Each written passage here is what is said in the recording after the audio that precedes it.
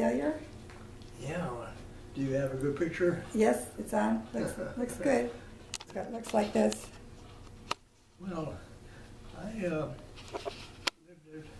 at a farm just south of Kanona, about 1 mile, in an area which bordered between Kanona and the so-called Norway settlements, which is where the Scandinavians settled.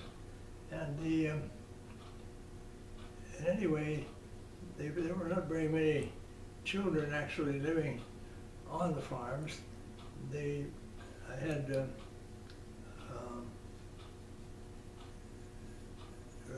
some that, well, I won't go into detail as to just who they are, but anyway, whenever I had a chance to go to Kanona, it was always a big event because I didn't see many children otherwise.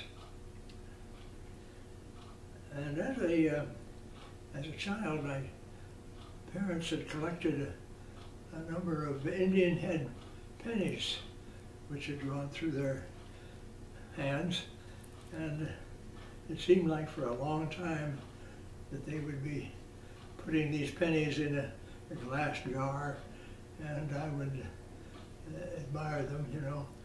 And anyway, when this bank was set up in Kanona, a local bank, and many of the farmers used this bank, of course, it seemed only natural that the pennies would also go into this bank. Well, you can tell what happened right about that time.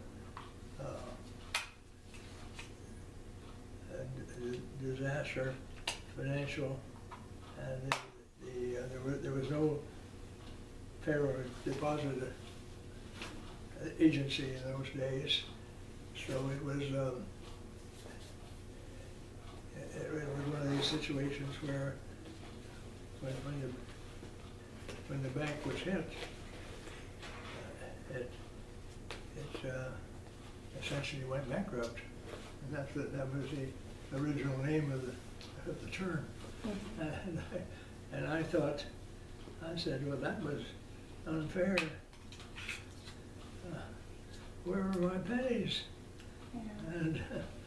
And my parents tried to explain to me that the bank didn't have any more money, and they were gone. And I wailed, how can you just let them steal my pennies? Oh. I remember that very plainly. Probably had something to do with my becoming a new dealer later.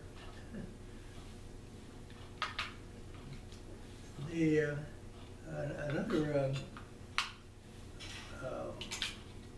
story that I just recalled a few days ago was that there were these two elevators, grain elevators, which on the railroad track, and that was the main reason for Kanona's being there.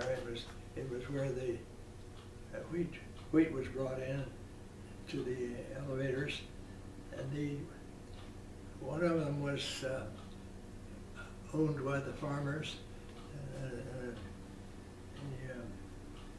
the association, and the other one was a private installation. And the private installation was run by a family named Steiner, and they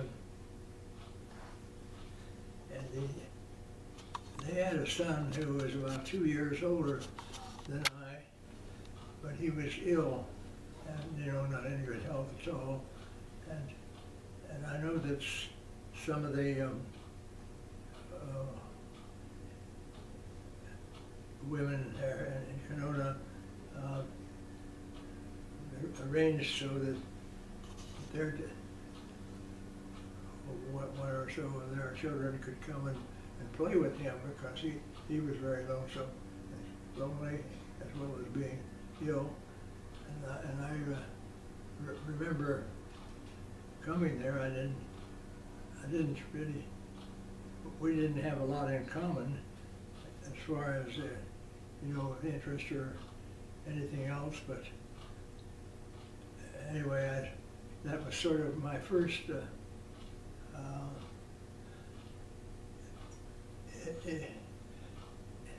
situation like that, where I had to do something for someone else's good, you know, not necessarily what I wanted to do myself, and that he got gradually sicker and eventually died, and I sort of,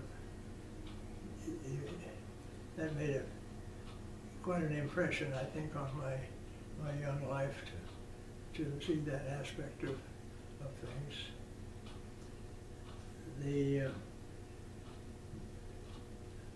I know that his tombstone is there at the Kanona Cemetery. I remember that. Well, I guess there's one other more amusing story where my dad brought me up to the railroad station there at the time when the train came in to pick up a load, and and I remember he brought me up to the conductor, and the engine was huffing and puffing and blowing off steam, you know, really, really spectacular. And I was, he finally asked me, he said, would I like to have it? Would I like to have the engine? And I thought about this seriously for a minute and turned to my dad and said, where will we put it? But, I don't know just how they replied, but anyway, I finally got the answer that, well, it wasn't practical, that Yeah. we didn't have a good place for it. So that was just a few things that came to mind when Barbara asked me if I could say a few words about Kanona. This happened, you know, before I started school, because I didn't actually start to grade school until after we had moved to Kansas City, but that's another long story I can't go into right now. Okay, what's Okay, that's it. When we were in Kansas City, but that's kind of a long, involved story, but it just wasn't working out financially or any other way. My mother much preferred to live there or in that area, having gone there when she was younger. But when the finances just didn't meet, we had to move back to Oberlin, and it so happened that my grandparents, Higry, on whom our whole financial wealth really rests, and had bought a small farm, I guess you would call what a farmer would consider as being retirement, a small farm on the edge of town. And there were two or three people who from the Kanona area that bought there. And so anyway, when we moved back from Kansas City, my dad was busily putting together this house on East Maple Street, which was where we lived then for the 7 years or more that we lived at that time. And essentially sold off one lot at a time as a way to make a living through the recession, I guess. And it's, I don't think anybody nowadays, we talk about how hard times are, but anything that resembled the Great Depression, and then the dust storms, and all those things that followed were just such overwhelming disasters. I frequently, in later years, commented that I was a survivor. I survived the Kansas dust storms.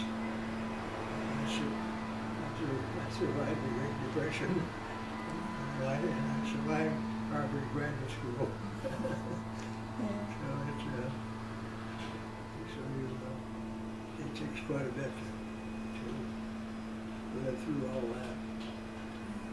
Anyway, I think the thing that impressed me was how when things did begin to recover after the dust storms and so on, that the people said that all the prairie, all the sod has been killed off. It didn't. It came back, you know. And at first it's just sort of the prairie grass began to kind of come back around the edges of canyons and